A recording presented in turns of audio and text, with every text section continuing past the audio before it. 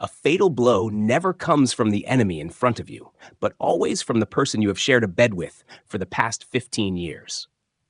Arthur Sterling stands in the cold royal courts of justice in London, staring at the 60-page divorce agreement, waiting for a single signature to crush his life forever. Across the polished oak table, Elena Sterling sits with the posture of a queen who has just conquered a weak kingdom. Her cream silk dress, clinging to her former model physique, exudes a deadly elegance that contrasts sharply with Arthur's weary face and gray hair. 15 years of devotion, 15 years of building an architectural empire from nothing in the heart of this bustling capital. And now all Arthur receives is a piece of paper announcing that he is about to become a man with nothing. Marcus Thorne, the lawyer nicknamed the Shark of the London legal world, nudges his gold frames, his fingers tapping a steady rhythm on the table like a countdown melody. He looks at Arthur with the contempt reserved for a defeated man who has lost all spirit.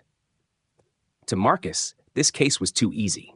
His client, Elena, had spent the last 12 months meticulously gathering adverse evidence, orchestrating a perfect script to turn Arthur into a sinner in the eyes of the public and British law. The agreement states that Arthur must vacate the £4 million Riverside mansion in Richmond by the Thames, surrender 70% of his savings and investments in major banks, and pay £5,500 every month in child support for his 3 children for the next 11 years. In total, Arthur will lose over £3 million and his entire dignity. Judge Rowan Castellan, a man with gray eyes as sharp as a blade, glances at his watch and turns toward Arthur. He has witnessed thousands of divorces in London, but the prolonged silence of this 48-year-old man makes him feel an electrical charge building in the air. He requests Arthur sign the document to conclude the hearing. Elena flashes a triumphant smile, her red lips parting slightly, as if to say that everything is over. She has won. She will have a life of freedom with the massive fortune that Arthur exhausted himself to create. But Arthur does not pick up the pen.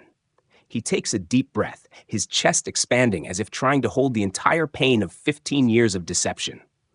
In his mind, a memory from a year ago returns vividly. It was a typical foggy London afternoon when his youngest son Oliver, then 6 years old, fell off a swing and needed an emergency blood transfusion at a local hospital.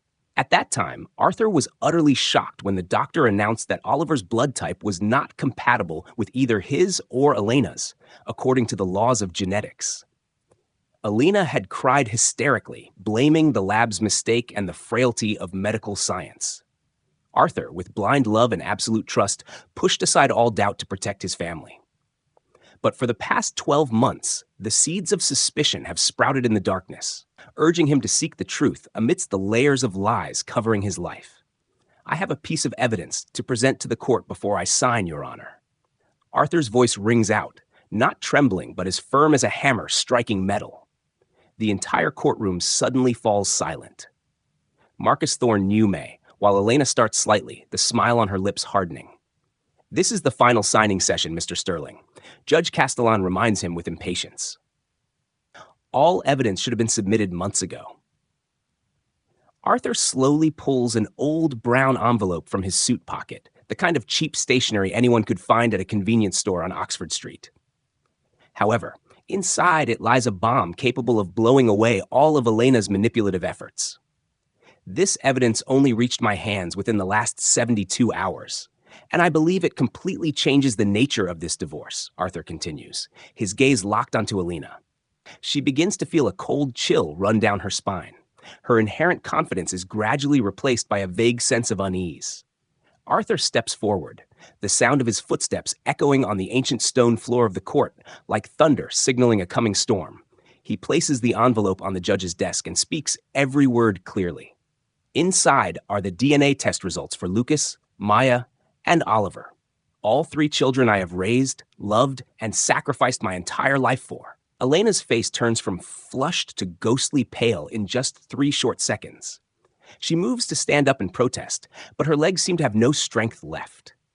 Marcus Thorne tries to regain his composure, loudly stating that this is an insult to dignity and a violation of children's privacy under British law.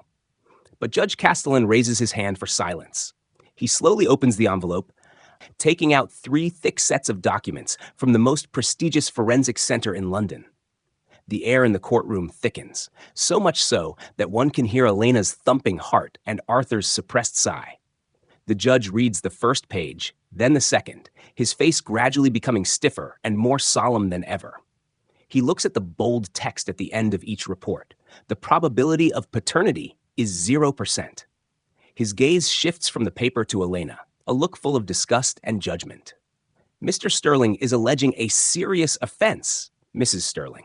He alleges that you have committed paternity fraud against all 3 of your children. What do you have to say about these DNA results from the leading genetic testing center in the country? The entire courtroom seems to explode in absolute silence. Arthur looks at the woman he once considered his whole world, seeing her beautiful mask begin to crack under the weak London sunlight, revealing a soul filled with deceit. He feels no joy, only a sorrow as deep as a dark abyss. He had been underestimated, seen as a foolish architect who only knew how to design buildings without seeing into human hearts. But now, with the power of truth, he is the one who holds the power of life and death over Elena's future. Arthur's words have finally become a reality. Fraud. It is an indelible sentence, turning the victor into a sinner and completely overturning the board of a life full of lies. Arthur Sterling is no longer the defeated. He is the architect of justice, the one who has just destroyed a sandcastle to begin rebuilding from the ruins of trust. 48 hours before standing in that fateful courtroom, Arthur Sterling sat in a hidden corner of an ancient pub in Soho, where dim neon lights cast shadows onto a wooden table stained by the marks of time. Outside, the characteristic London rain poured down, raindrops hitting the glass like debt collectors knocking on the doors of the past. Sitting across from him was Elias Vance, a private detective with a face as if carved from a weathered rock, eyes that had witnessed too much rot hidden beneath the glamorous veneers of the British elite. Elias pushed a waterproof plastic-wrapped file toward Arthur, his breath thick with the smell of cheap tobacco and exhaustion. He spoke in a hoarse voice, saying he wished he had brought Arthur a different truth, one that was less painful. Arthur opened the file with hands once accustomed to sketching great structures, but now they trembled as if holding a block of explosives about to ignite. The first page that caught his eye was the test results for Lucas, the 14-year-old son he was always proud of for his superior intelligence. Cold numbers appeared. The probability of paternity was 0%. Arthur's heart tightened, a suffocating feeling spreading through his chest. He turned to the second page for Maya, the 11-year-old daughter, with a sunny smile, and the third page for Oliver, the 7-year-old boy who always clung to his legs when he returned from work. The result remained the same, 0%. All 3 children, all 15 years of life, everything was just an illusion built on the most cruel betrayal. Elias Vance sighed softly, beginning to present what he had gathered after 8 months of meticulous investigation. He stated that Elena was not just an unfaithful wife, she was a master of manipulation and concealment. Lucas was the result of a secret affair between Elena and Julian Hurst. The muscular tennis coach, Arthur had paid thousands of pounds each year to tutor his wife at the Richmond Club. Arthur remembered the afternoons he returned home, seeing Elena radiant after training sessions, while he naively believed it was a sign of good health. In reality, it was the joy of betrayal nourished by his own money. The truth about Maya was even more steeped in career calculations. Her biological father was Sebastian Vane, the powerful CEO of the fashion house where Elena used to work. Arthur recalled his wife's week-long business trips to Milan or Paris, the times he cared for the children alone so she could rise to the position of a top model. It turned out that Elena's promotion was not based solely on talent, but also on passionate nights in 5-star hotels, where she exchanged loyalty for power and wealth. But the most fatal blow, the thing that made Arthur feel his entire worldview completely collapse, was on the final page. Oliver, the child he loved most, the child who bore the Sterling name and had a chin exactly like his, was actually the son of Thomas Sterling. Thomas, the biological brother Arthur had protected with all his heart, the one who stood by him as best man on his wedding day, was the very person who had stabbed him in the back with the most devastating strike. cozy Christmas dinners, the times Thomas held Oliver and called him nephew, all returned like a horror play. Arthur felt a surge of nausea. Betrayal from a stranger was painful, but betrayal from one's own blood was a type of venom that could kill a human soul. Arthur sat there, motionless amidst the noise of the pub and the ceaseless rain. He remembered hundreds of invoices, secret transfer receipts he had once stumbled upon in Elena's drawer. At that time, she had sworn they were secret savings to buy gifts for his parents back home. Now, he understood it was hush money she used to control her lovers, ensuring her secrets would be buried forever under the dust of time. Elena had planned this divorce for a long time, wanting to strip Arthur of everything after exhausting his emotions and money. She viewed him as a foolish architect, a tool to provide financing for her luxurious life. Elias Vance asked Arthur what he would do next. Arthur did not answer immediately. He looked at his hands, the hands that had built London's skyscrapers, structures that stood the test of time. He realized he could not just be a victim. If Elena had chosen to build a life on lies, he would be the one to demolish it. A plan began to form in his mind. Arthur was no longer the weak man underestimated in his wife's eyes. He began to gather every piece of his self-respect, turning pain into a sharp weapon. Throughout the next 48 hours, Arthur showed no sign of discovery. He still smiled bitterly when meeting Elena, still playing the role of the defeated husband preparing to sign his own death warrant. He secretly contacted the most trusted lawyers, prepared hidden asset transfer files, and gathered all evidence of Elena embezzling the family budget for vile personal purposes. He did not just want to escape this marriage, he wanted justice to be executed in the most absolute way.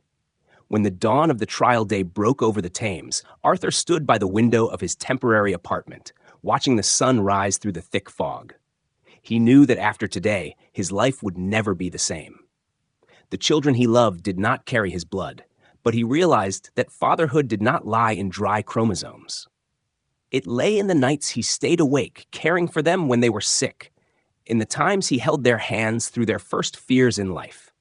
Arthur Sterling was ready. He would walk into the court not as a defeated man, but as an architect of truth, ready to level every castle of lies to find light for himself and for the poor children caught in the vortex of betrayal. The rain had stopped, and in the silence of the London morning, Arthur heard the call of justice, urging him forward. The silence in the courtroom is not peace, but the silence before a massive earthquake levels everything. Elena Sterling stares blankly at the 3 folders on the judge's desk, her breathing becoming rapid, short, and fragmented, like someone who has just fallen into the icy waters of the Thames in the middle of a London winter. The elaborate makeup no longer hides the pale patches of skin and tiny beads of sweat forming on her forehead. She understands that the sandcastle she painstakingly built over 15 years is being swept into the ocean by a violent wave called truth. Arthur Sterling looks deep into his wife's panic-filled eyes, memories of 15 years ago rushing back like a satirical black and white film. They first met at a luxury art exhibition in Mayfair. At that time, Elena was a rising model with a magnificent beauty that could eclipse any light, while Arthur was an ambitious young architect. He loved her with a pure and intense love, considering her the inspiration for all his great works. He promised to bring her a life that every woman in the UK would desire, and he fulfilled that promise at the cost of his own health and youth. For over a decade, Arthur worked 80 hours a week at his architectural office in the financial center, the City. He dedicated all his passion to designing skyscrapers that changed the London skyline, all so Elena could freely shop on Bond Street, go on vacations at private villas in Cornwall, and appear splendidly at charity galas. He believed every lie, every smile, and every warm embrace from her after each long business trip. He once took pride in having built an unbreakable fortress of happiness, but it turned out he was just a devoted slave raising the seeds of betrayal right in his own home. Everything began to crack 2 years ago when Arthur accidentally discovered secret money transfer receipts to accounts in the Jersey Islands. When he confronted her, Elena put on a pitiful face, swearing it was a secret education fund she wanted to give to Lucas, Maya, and Oliver when they grew up. With blind faith, Arthur not only believed her, but also felt guilty for doubting his wife. He had no idea those were hush money payments for Sebastian Vane or Julian Hurst, the ones who had created the children he still dearly loved with her. She had been preparing for this divorce for a long time, collecting every loophole in his architectural projects, recording every hour he was away from home to turn him into an irresponsible father before the court. Elena's betrayal was not just physical, but a heartless financial drain plan. She conspired with Marcus Thorne to create a perfect script where Arthur would be kicked out of the Richmond mansion, stripped of custody, and forced to bear a massive child support debt for children not of his blood. She wanted him to vanish from her life, but continue to be a money-printing machine for her decadent lifestyle. Arthur had been underestimated as a dreamy artist who only knew about blueprints. But Elena forgot that architects are the ones who best understand the structure and the vital weaknesses of a building. The process of Arthur conducting the secret investigation with Elias Vance was a series of the darkest days. He had to stealthily collect hair from the children's brushes, take saliva samples from glass cups after dinner, and send them to the forensic center in ultimate pain. Every step was a moment. His heart was shredded by guilt toward the children, but the call of truth was stronger than any fear. He witnessed preliminary reports sent via email at 2 a.m, each time a crushing blow to a man's pride. Truth was not a sweet pill. It was an acid dose corroding his final illusions of a perfect family. Back in the courtroom, Marcus Thorne tries to salvage the situation by arguing that this evidence is illegal and inadmissible in this hearing. But Judge Castellan raises his hand to stop him, his gaze looking at Marcus like a cheap accomplice. British law does not protect systematic deception, Lawyer Thorne, the judge says in a heavy but powerful voice. These documents are not just test results. They are evidence of a serious moral crime and financial fraud. Arthur stands there, silently observing the collapse of the woman he once worshipped. He sees Elena begin to tremble, her thin hands clutching the edge of the wooden table as if it were the only life buoy in the middle of a storm. She looks at him, no longer with eyes of contempt or pride, but with a wretched plea. But Arthur does not look away. He faces the truth with a terrifying calmness. He realizes that for the past 15 years, he has not built any fortress of happiness. He was merely decorating a golden prison where Elena had confined him.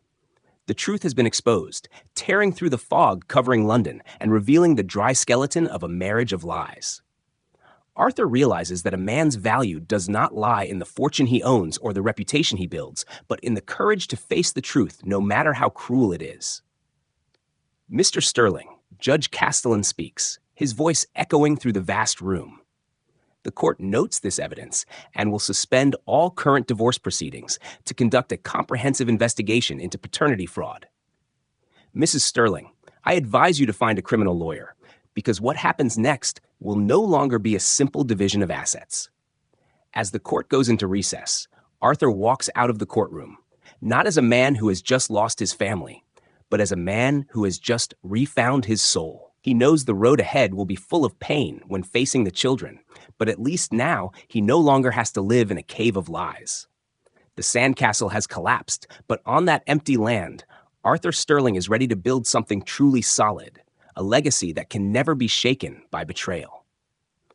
The weak London sunlight pierces through the ancient glass windows, casting a halo of hope and newfound freedom on his shoulders. The low rumble of the Black Jaguar's engine hums as Arthur Sterling drives toward the Richmond area, along the churning River Thames, under the gray London sky.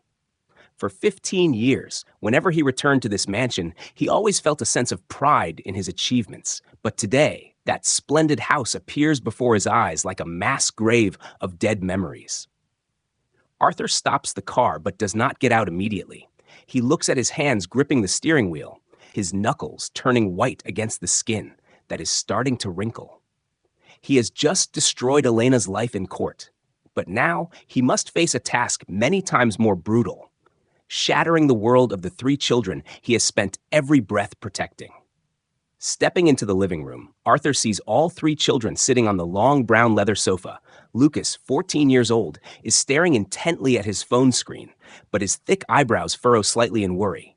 Maya, 11 years old, is tightly clutching an old teddy bear with her deep blue eyes showing clear signs of unease. And Oliver, the 7-year-old boy with golden hair, as soon as he sees Arthur, jumps down and runs to hug his legs. Daddy, Mommy is crying in the room and won't come out. Oliver looks up with clear eyes, the only light remaining in this wreckage, and Arthur kneels down, pulling Oliver's small body into his arms. He feels the child's heartbeat, a heartbeat that carries none of his genetic code, but one that has warmed his soul for the past 7 years. Arthur asks the children to sit down together. He looks into each face, recognizing similarities that he had previously ignored on purpose. Lucas has the angular face of Julian Hurst, the tennis coach. Maya has the sharp eyes of Sebastian Vane. And Oliver, the child he loves most, carries the forehead and smile of his own brother, Thomas Sterling. The truth is like a red-hot blade carving into Arthur's heart, but he understands that deceit is the real venom that has poisoned this family. Children, Arthur begins with a deep and warm voice, even though he is screaming inside. In architecture, if a house is built on an unstable foundation, sooner or later it will collapse. Our family is the same. For 15 years, we have lived in a house built with lies. Lucas looks up, the eyes of a teenager starting to understand the situation, becoming cold. You are talking about the divorce, right? The boy asks with a hoarse voice, and Arthur takes a deep breath. Not just the divorce. Lucas, I have done some tests, and I found a very painful truth. I am not the biological father of any of you three. A terrifying silence envelops the room. The ticking of the grandfather clock sounds like the dry countdown of a sentence. Maya begins to sob, long tears rolling down her cheeks, while Oliver looks around in bewilderment, not yet old enough to understand what a biological father is, but sensitive enough to know that something terrible has just happened. Lucas stands up abruptly, his hands clenched into fists. So Mom deceived you. The eldest son roars, his voice breaking with indignation. Mom let you work to exhaustion to raise the children of other men. At that moment, Elena appears at the foot of the stairs. She looks pathetic, her hair disheveled, mascara smudged on her swollen eyes. There is no trace of the arrogant model from the royal courts of justice, only a woman being strangled by her own lies. Crawford, you cannot do this, she screams in despair. They are your children. You are the one who raised them. Arthur stands up, facing his ex-wife with a terrifyingly calm attitude, one that Elena had never seen in the husband she always considered a gentle and easily manipulated architect. I am the one who raised them, Elena, but you are the one who stripped me and the children of the right to know the truth. You turned the lives of 4 human beings into a cheap play to satisfy your own selfishness. Lucas steps forward, standing between his father and mother. The boy looks at Elena with a contempt that no mother would ever want to receive from her child. I saw the times Uncle Julian came to the house when Dad was away. I saw your secret calls. Lucas says through his choking voice. I tried to believe you were just working, but Dad was the one who was always there. Dad was the one who missed important contract signings to come watch me play tennis. Dad was the one who stayed up all night to study for exams with me. You only cared about dresses and parties. Oliver runs to Arthur's side, clutching his sleeve. Daddy, are you still my daddy? He asks with a trembling voice. And Arthur sits down, gathering all 3 children into a wide embrace. He ignores Elena's presence, who is collapsing on the floor and sobbing. Listen to me, Arthur whispers into the children's ears. DNA is what determines your eye color or height, but it does not decide who your father is. I chose to be your father from the moment you were born, and I will never give up that choice. Blood might be a biological coincidence, but love is a commitment of the soul. In that moment, Arthur Sterling, the man betrayed by his wife and brother, the man considered a loser at court, emerges with unparalleled strength. He does not use the power of money or status to punish, but uses the power of a forgiving heart to mend the broken pieces. He looks up at the family photos hanging on the wall, the smiles in the pictures now looking ironic. But he knows that the children's tears right now are real. The truth has destroyed the old house, but it has simultaneously set them all free. Do not worry. Do worry, Arthur says, his eyes burning with a new determination. We will leave this place. We will build a new life where there is no room for lies. I may not give you the same blood. but I promise to give you a life built on truth and loyalty."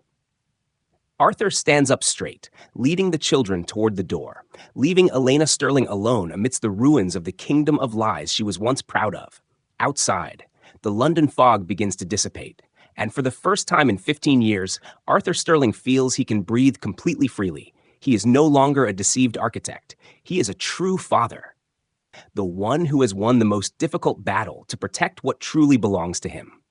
2 years have passed since that fateful afternoon at the Royal Courts of Justice, when the London fog was torn apart by a brutal truth. Arthur Sterling has now turned 49. He no longer lives in the luxurious riverside mansion in Richmond, which was once a symbol of success, but also a golden cage of lies. Instead, he chose a cozy 2-bedroom apartment in the Chelsea area, where the morning sun can pour through the large windows, illuminating the new architectural designs he is working on with a mindset of total freedom. The divorce ended after 8 months of a grueling legal struggle. Elena Sterling, the woman who once confidently believed she could strip Arthur of his entire legacy, finally had to leave the court empty-handed and with a completely ruined reputation. Judge Castellan followed through on his declaration. The file on Elena's paternity fraud was transferred to the prosecutor's office. She was convicted of serious civil fraud and received a 6-month suspended sentence, along with a massive financial penalty and hundreds of hours of community service. Her friends in the London elite, the ones who once praised her beauty and elegance, turned their backs immediately. Elena remarried last spring to a man who was also struggling after financial failures, living a dull life in the contempt of the society she once longed to rule. Thomas Sterling, the brother who stabbed Arthur in the back with a fatal blow, vanished from London right after the truth about Oliver was exposed. Arthur heard that Thomas is working for a small tech company in Edinburgh, Scotland. The two brothers have not spoken a single word to each other for the past 2 years. There are betrayals too deep to be forgiven. And Arthur realized that cutting off the cancerous parts of his life was the only way he could continue walking without collapsing under the weight of the past. But all the losses in property or brotherhood were not as important as the battle Arthur won, the battle for the souls of the 3 children. Lucas is now a tall 16-year-old young man, preparing for his international baccalaureate exams. The boy decided never to contact Julian Hurst, even though Arthur said he would support it if he wanted to find out about his biological roots. Lucas told Arthur that his father was the person who taught him how to hold a tennis racket for the first time, not the man who only knew how to give his mother lies. 13-year-old Maya has begun entering puberty with complex psychological changes, but she always finds a solid anchor in Arthur whenever she feels lost.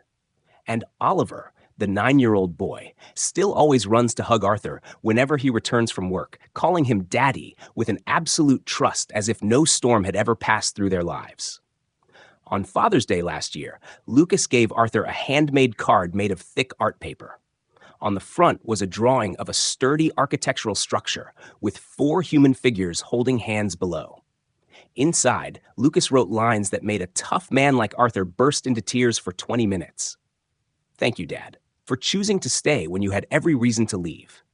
Thank you for choosing to love us, even when the truth said we did not belong to you." DNA can create a human being, but only love and sacrifice create a father. You are the greatest architect because you rebuilt our family from the ruins. Arthur Sterling realized that his true victory did not lie in the money he kept, nor in seeing Elena punished. His victory lay in the simple dinners in the small apartment, where the father and 3 children fought over the last piece of pizza and laughed about things happening at school. He had been underestimated, considered a fool, led by the nose for 15 years. But in the end, he was the one holding the real power, the power of forgiveness and integrity. He chose not to let betrayal define who he was, but chose to redefine the meaning of the word family. If you are listening to this story and feel your heart also carrying the scars of betrayal, I want you to know one thing. The truth can be as painful as an open wound, but it is the only thing that can heal you.